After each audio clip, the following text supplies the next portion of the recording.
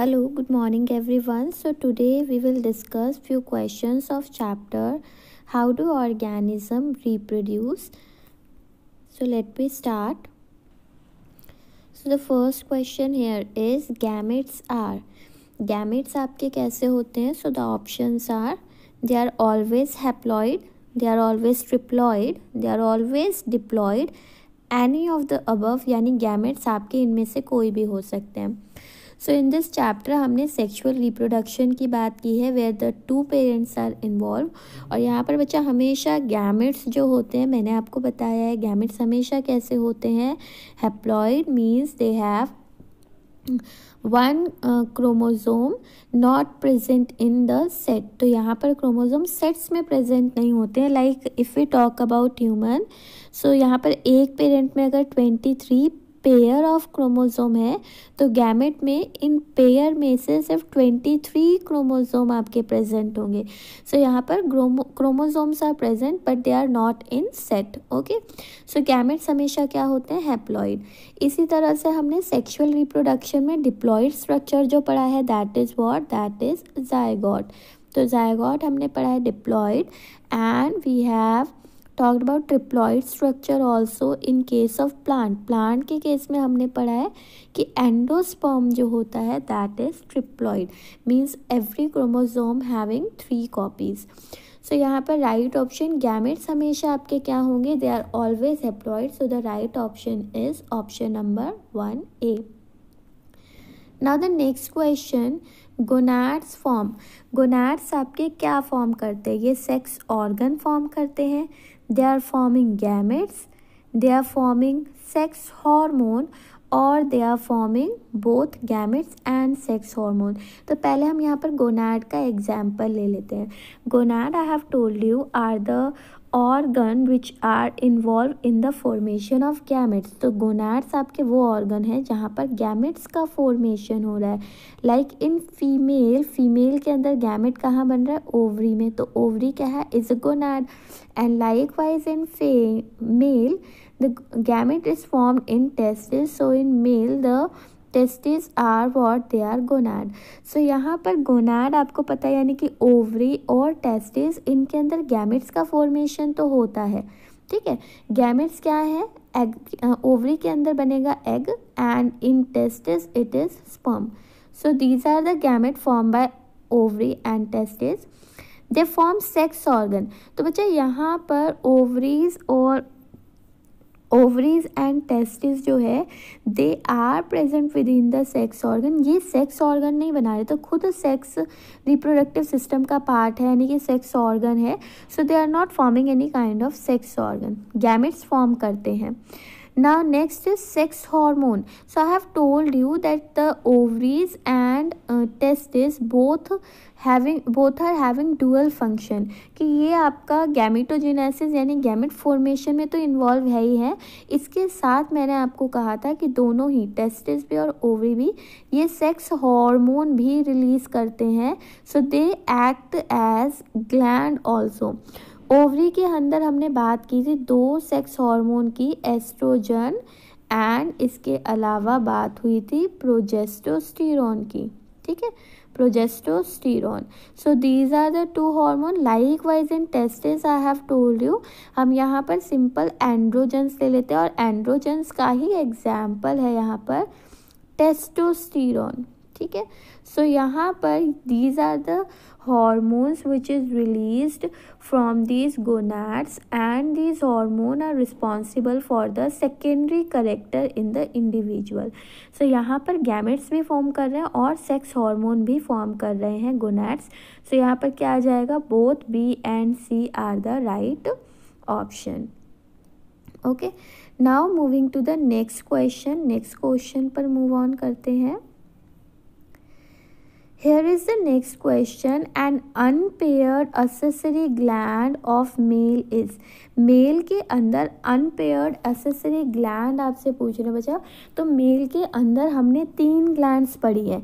One is seminal vesicle, then prostrate and then Cowper's. और इस Cowper's को ही मैंने आपको बताया था काउपर्स जो है वो पेनिस में है, इसी को हम बल्बो बल्बो यूरेथ्रल भी कह रहे हैं, ठीक है।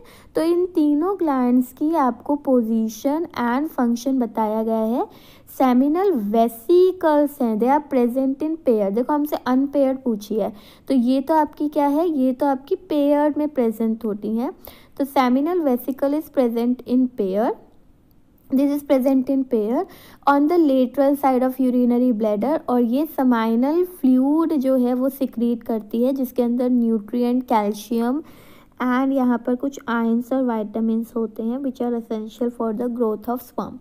Then Cowper's gland or bulbourethral gland, that is also present in pair and position wise it is in penis में present होगी, pair में present होगी। And this Cowper gland is secreting mucus का कहीं पर भी दो ही रोल होता है, it act as a lubricant और इट में प्ले रोल इन प्रोटेक्शन। तो यहाँ पर काउपर्स ग्लैंड से जो म्यूकस सिक्रीट हो रहा है वो स्पर्म को इजीली ट्रांसपोर्ट करने में वर्क कर रहा है, यानी कि लुब्रिकेंट की तरह काम कर रहा है। Now coming to the prostrate gland. Prostrate gland का मेन जो कॉम्पोजिशन होता है दैट इज बाइकार्बोनेट आयन, और ये बाइकार्बोनेट आयन जो है फीमेल वजाइना की एसिडिक कंडीशन को न्यूट्रलाइज करने में काम करता है। सो यहाँ पर अनपेयर्ड एक्सेसरी सेक्स ग्लैंड कौन सी हो जाएगी बच्चा, जो पेयर नहीं है, so that is prostate gland in male. Right option is option B. Now the next question is mucosal lining of uterus is. Uterus की mucosal lining innermost lining होती है, और इनर मोस्ट लाइनिंग को हम mucosal lining भी कह रहे हैं। एंड यूट्रस की इनर मोस्ट लाइनिंग आपकी कौन सी है, सो बच्चा एपिडर्मिस। एपी मतलब होता है आउटसाइड, डर्मिस जो है स्किन के लिए है। तो एपिडर्मिस टर्म हम यूज़ करते हैं जनरली इन प्लांट की, प्लांट के आउटर मोस्ट स्किन। फिर एपीमेट्रियम, मीजो या myometrium and endometrium, all these three are the layers of uterus. Epi मतलब अभी हमने बात की सबसे आउटर मोस्ट, मीजो मतलब होता है मिड, और एंडो मतलब होता है इनर मोस्ट। तो नाम से ही क्लियर है, वो मसल जो आउटर मोस्ट है एपीमेट्रियम, फिर मिडल में है मीजोमेट्रियम, और इनर मोस्ट है एंडोमेट्रियम, यानी कि यूट्रस जो है वो 3 लाइनिंग से बना है। यहाँ पर आप 2 को अच्छे से याद कर सकते हैं। वन इज एंडोमेट्रियम जो कि इनर मोस्ट होती है, और एंडोमेट्रियम में क्या होता है, here the process of implantation occur. Implantation means attachment of early embryo with the uterus wall, ठीक है। और दूसरी आप याद रख सकते हैं myometrium, this layer is help in the contraction of uterus. तो ये सबसे ज़्यादा कॉन्ट्रैक्ट होती है यूट्रस में during the process of parturition. और पार्चुरेशन मैंने आपको बताया था that is the period of delivery of mature foetus from the female body. तो मेच्योर फीटस जब एक्सपेल हो रहा है, डिलीवर हो रहा है from female body, that is parturition. और उसको एक्सपेल करने के लिए यूट्रस को कॉन्ट्रैक्ट करना पड़ता है, इसे कॉन्ट्रैक्ट करना पड़ेगा। And for that contraction uterus की मीजोमेट्रियम सबसे ज़्यादा कॉन्ट्रैक्शन शो करती है। ओके, सो यहाँ पर राइट ऑप्शन क्या आ जाएगा, म्यूकोजल इनर मोस्ट होती है, तो right option here is endometrium, B option. Now moving to the next question, ovum is fertilized in। ovum is the gamete of female। मैंने आपको बताया है फीमेल गैमेट को हम ओवम, ओवा या एग तीनों टर्म यूज़ कर सकते हैं बच्चा, ठीक है। तीनों टर्म आपको याद रखना है, ओवम, ओवा, एग। सो ये फर्टिलाइज्ड कहाँ होता है, यानी कि साइट ऑफ फर्टिलाइजेशन पूछी है। तो साइट ऑफ फर्टिलाइजेशन देखो, वजाइना में तो आपका यहाँ पर कोई बात नहीं, वजाइना में तो क्या होता है, यहाँ पर इंसेमिनेशन का प्रोसेस होता है और स्पर्म एंटर करता है। यूट्रस में अभी हमने बात की, यहाँ पर तो क्या होता है, इम्प्लांटेशन होता है, यानी कि जायगोट फर्टिलाइज होकर एम्ब्रियो बनाए, उसके बाद उसकी अटैचमेंट हो रही है। फैलोपियन ट्यूब जिसे हम ओविडक्ट कहते हैं, इसे हम रख लेते हैं यहाँ पर एफ से, फैलोपियन ट्यूब में फर्टिलाइजेशन में अकर। और ओवरी अगर हम देखें तो ओवरी में तो ओवम का फॉर्मेशन हुआ है, यानी कि इस गैमेट का फॉर्मेशन इस गोनाड में हो रहा है, ओवरी इज अ गोनाड। तो यहाँ पर राइट ऑप्शन क्या आ जाएगा, फैलोपियन ट्यूब, बाकी सबका हमें फंक्शन पता है। यहाँ पर ये गोनाड है, यहाँ गैमेट का फॉर्मेशन हो रहा है, यहाँ इम्प्लांटेशन हो रहा है, वजाइना में इंसेमिनेशन हो रहा है। So the right option here is fallopian tube, option C is the correct one. Now moving to the next question, gestation period in human is, human के अंदर gestation period is the developing period of foetus inside the female womb, female womb या female uterus में कितने महीने तक जो है बच्चा डेवलप हो रहा है, वही डेवलपमेंट पीरियड जेस्टेशन पीरियड कहलाएगा। अब यहाँ पर आपको देखना है जेस्टेशन पीरियड कितने डेज का होता है। सो बच्चों आपको पता है यहाँ पर जो ह्यूमन है वहाँ पर क्या है 9 मंथ का है, ठीक है 9 मंथ का है। अगर यहाँ पर मैं इसे निकालूँ 9 मंथ को, तो यहाँ पर आप एक अप्रोक्सीमेशन ले सकते हैं कि अगर मैं यहाँ 30 के डेज, जैसे कुछ मंथ आपके 31 के भी होते हैं, तो अप्रोक्सीमेशन में मैं ले लेती हूँ पहले। अगर मैं इसे मल्टीप्लाई करूँ कि 9 मंथ में हर मंथ 30 का है, तो यहाँ पर आपका क्या आ जाएगा 27, 270 डेज आ गए, ठीक है। यानी कि इससे तो ऊपर ही होगा क्योंकि हमने तो साढ़े 30 के लिए हैं, 31 के महीने भी होते हैं। तो पहले हम जो हट सकते हैं वो ऑप्शन हटा देते हैं। सो 200 तो यहाँ बिल्कुल हट गया। अब बचे आपके 270, 290 और 245 डेज। सो यहाँ पर अगर हम देखें तो अगर हम एक्यूरेट 9 मंथ में 5 मंथ को और मतलब 5 मंथ को 31 कंसीडर करें, तो बचा ये 245 भी हट गया और 200 भी हट गया, क्योंकि 270 मिनिमम 270 तो होंगे ही 30 दिन। अब 270 और 290 इनमें से आपको एग्जैक्ट फाइंड आउट करना है। तो अगर यहाँ पर 290 को मैं डिवाइड करूँ 3 से, तो आपका अप्रोक्सीमेशन यहाँ पर कितने डेज का बनता है। सो अगर मैं इसे 3 से डिवाइड करूँ तो ये आपका जो है बहुत ज़्यादा डेज हो जाएंगे। मींस अगर सिंपली 270 मैं ले रही हूँ, 270 आपका फॉर 9 मंथ 30 डेज, तो अगर मैं यहाँ पर देखूँ तो 5 मंथ को मैं और कंसिडर कर सकती हूँ कि 31 मंथ्स के हो सकते हैं। यानी कि आप इसमें 5 days, 6 days, 7 days up to 10 तक और प्लस कर सकते हैं। चलिए 10 तक और प्लस कर सकते हैं। तो यहाँ 280 डेज के इन बिटवीन अगर हो 270 और 80 के बीच का ऑप्शन, सो वो आपका एक्यूरेट रहेगा। बट 290 ज़्यादा हो जाएंगे, तो यहाँ पर मैं 270 जो है वो लूँगी। That is exact 9 month. 1-2 दिन आपका ऊपर नीचे हो सकता है, तो यहाँ पर 2-3 दिन का हम फ़र्क ले सकते हैं, पर 90 में तो 20 डेज़ का फ़र्क हो जाएगा, which is more than half month मोर। तो यहाँ पर हम इसे किसे कंसिडर करेंगे ज़्यादा accurate, that is 270 days. So the right option here is 270। आप याद रखेंगे आपको 270 और 280 के बीच में ही लेना है, ठीक है, क्योंकि 270 एग्जैक्ट आपका 30 डेज के 9 मंथ है और कुछ मंथ आपके 31 भी होते हैं, तो 270 + 5 अप्रोक्स ऊपर जा सकता है, बट 280 से ऊपर नहीं लेना, ठीक है। So the right option here is 270 days. Now the next question. So here is our next question. A surgical technique of reversible but permanent contraception in female। देखिए यहाँ पर दो चीज़ें बहुत क्लियर है। एक तो सर्जिकल टेक्निक है, रिवर्सिबल है लेकिन परमानेंट कॉन्ट्रासेप्शन है, क्योंकि मैंने आपको बताया था यहाँ रिवर्सिबल चांस कितने होते हैं बच्चा, जस्ट 10%। तो इसीलिए हम परमानेंट मेथड जो है सर्जिकल मेथड को इसीलिए हम क्या लेते हैं, परमानेंट कॉन्ट्रासेप्शन मेथड लेते हैं। तो फीमेल के अंदर इसे क्या कहा जाता है, vasectomy is a surgical method for male, tubectomy is the surgical method for female.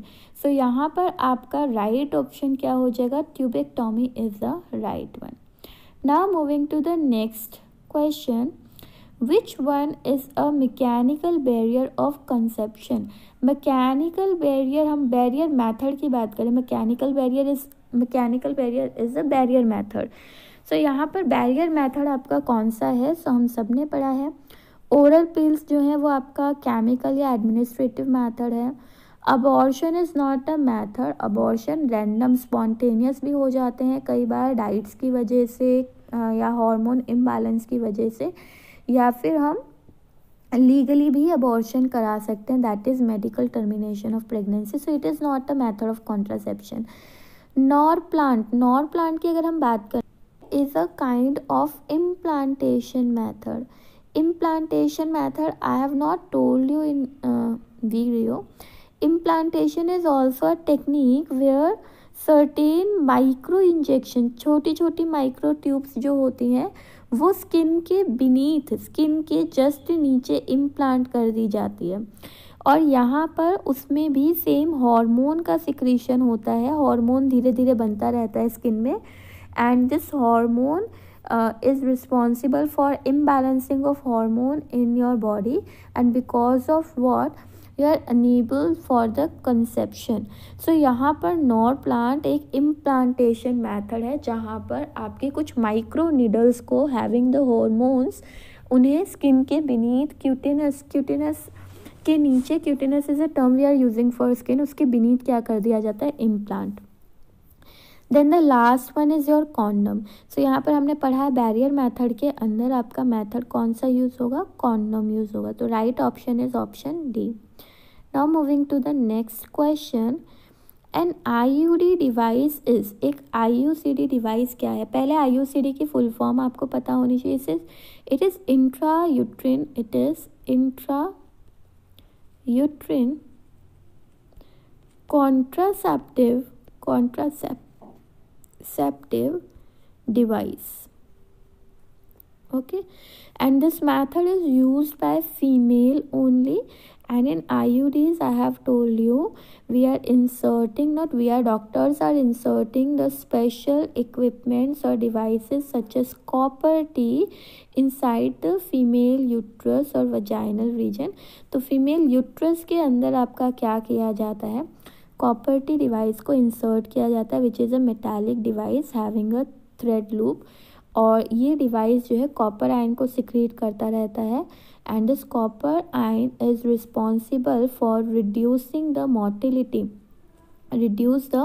Motility और we can say movement of sperm की मूवमेंट को क्या कर देता है, कम कर देता है, so that sperm do not reach the egg on the exact timing पर वो स्पर्म एग के पास नहीं पहुंच पाता, and it is not able to fuse. So IUDs device इनमें से कौन सा है, copper T, A option is right. Then condom आपका बैरियर मेथड है, वेसेक्टॉमी सर्जिकल मेथड है, cervical caps they are also the barrier method. तो मैंने आपको कॉन्डम्स के अलावा यहाँ बताया फीमेल्स कुछ femidoms are simple condoms use by the female, उन्हें भी यूज़ करती है, जिसे हम सिंपली कॉन्डम भी बोल सकते हैं. इसके अलावा cervical cap, this is used by the female. And इसके अलावा डायफ्राम मैंने आपको बताया था, डायफ्राम भी यूज़ कर सकती हैं female. And along with that I have told you walls also.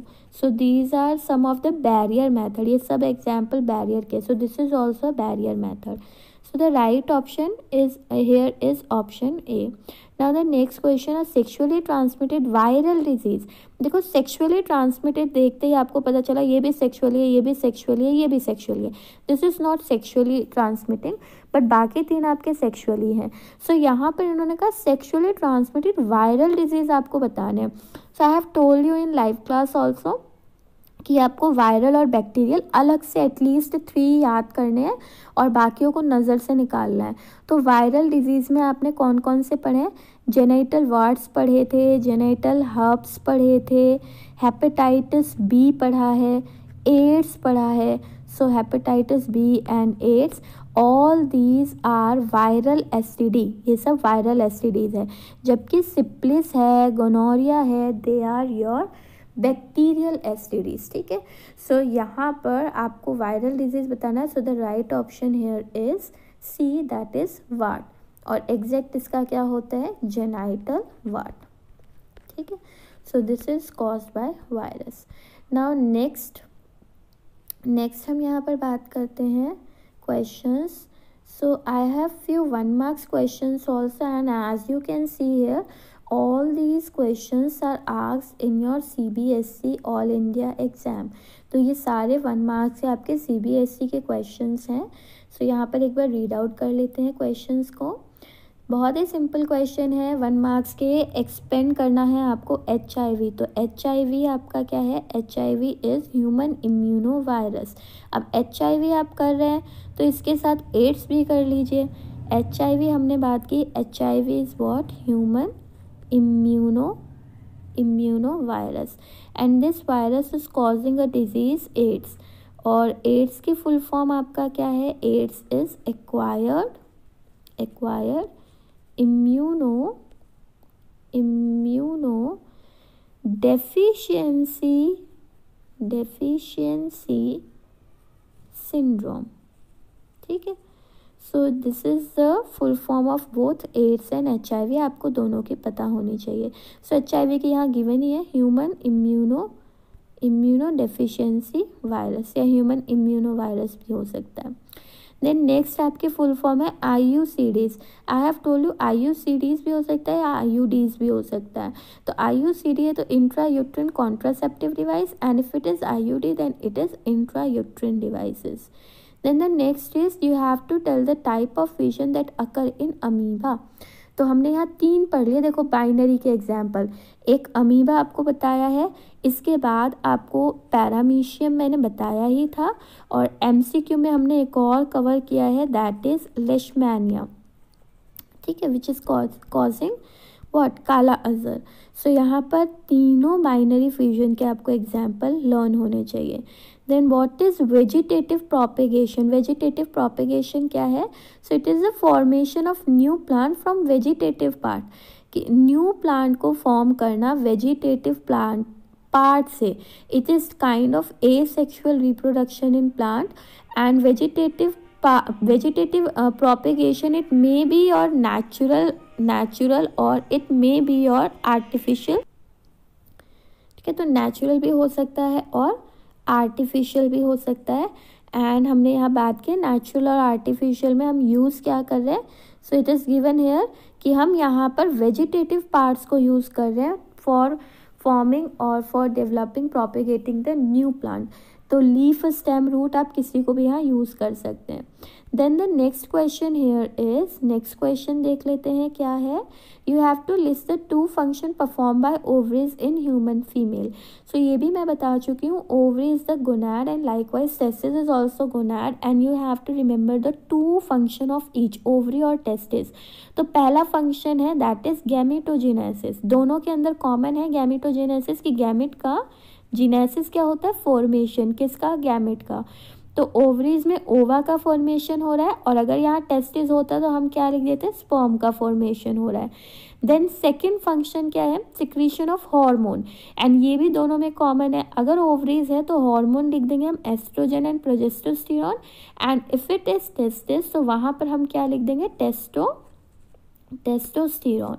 So means ovaries and testis they are act as gonad. ये दोनों ही गोनैड की तरह भी काम कर रहे हैं, and both of these act as gland also. तो 2 फंक्शन क्या है? गोनैड की तरह फंक्शन करते हैं, फॉर्मेशन करते हैं गैमेट का, और ग्लैंड की तरह फंक्शन करते हैं, सिक्रीशन करते हैं हॉर्मोन्स का, and these hormones are regulating the secondary character in both male and female. Now the next question, ये इंटरेस्टिंग है, ये नया हम डिस्कस कर रहे हैं। देखो, what is the effect of DNA copying which is not perfectly or accurate on the reproduction। सो इन्होंने कहा है कि क्या इफेक्ट होगा अगर DNA कॉपी जो है वो परफेक्ट ना हो। यानी कि हम कहते हैं ना, DNA कॉपी का होना जो है रिप्रोडक्टिव प्रोसेस में असेंशियल है, क्योंकि वो करेक्टर्स को आगे क्या करती है? करेक्टर्स को एक्सप्रेस कराती है। यानी इस DNA के अंदर कुछ इन्फॉर्मेशन होती है, और ये इन्फॉर्मेशन जो है प्रोटीन के लिए है which express as character. But यहाँ पर इन्होंने कहा अगर DNA कॉपी परफेक्ट नहीं हुई, एक्यूरेट नहीं हुई, तो उसका इम्पैक्ट क्या पड़ेगा? तो बहुत ही अच्छा आंसर है, उसका इफेक्ट क्या पड़ेगा कि उसकी वजह से म्यूटेशंस होंगे। म्यूटेशंस को हम कह सकते हैं changes, and these changes they can be useful, they can be harmful, or they can be neutral in the progeny। यानी कि ऐसे म्यूटेशंस, ऐसे बदलाव आएंगे जो कि प्रोजेनी में यूजफुल भी हो सकते हैं। यानी कि यूजफुल मतलब उसका सर्वाइवल प्रमोट करे, हम कहते हैं ना चेंजेस आ रहे हैं कि बेटर अडेप्टेशन के लिए, लेकिन कई बार ये चेंजेस हार्मफुल भी हो सकते हैं। जैसे आप 9th में भी पढ़ कर आए होंगे, कुछ आपके जेनेटिक डिजीज़ होते हैं, जेनेटिक डिजीज़ वो भी तो पेरेंट्स से नेक्स्ट प्रोजेनी में जा रहे हैं, यानी कि अगर डीएनए कॉपी होते हुए अगर कुछ वेरिएशन, कुछ गड़बड़ हुई और हो सकता है वो जेनेटिक वेरिएशन की वजह से कोई जेनेटिक डिसऑर्डर हो तो वो हार्मफुल भी हो सकता है। और वेरिएशन न्यूट्रल भी हो सकते हैं कि वहाँ पर चेंजेस आए बट उस चेंजेस का कोई प्रभाव नहीं पड़ा है ऑर्गेनिज्म के सर्वाइवल पर। सो यहाँ पर चेंजेस आते हैं, म्यूटेशंस होते हैं, वो म्यूटेशंस यूज़फुल हो सकते हैं, हार्मफुल हो सकते हैं और न्यूट्रल हो सकते हैं। आप जस्टिफाई कर सकते हैं, अगर सर्वाइवल प्रमोट कर रहा है तो वो यूज़फुल है, अगर कोई डिजीज़ हो जाए तो वो हार्मफुल है, और अगर उस चेंज का कोई इफ़ेक्ट ही ना दिखे ऑर्गेनिज्म के सर्वाइवल पर, ना तो सर्वाइवल बढ़े ना सर्वाइवल कम हो, तो वो न्यूट्रल वेरिएशन है। Okay, so this is all for today. In the next video we will discuss few more questions of this chapter. Thank you.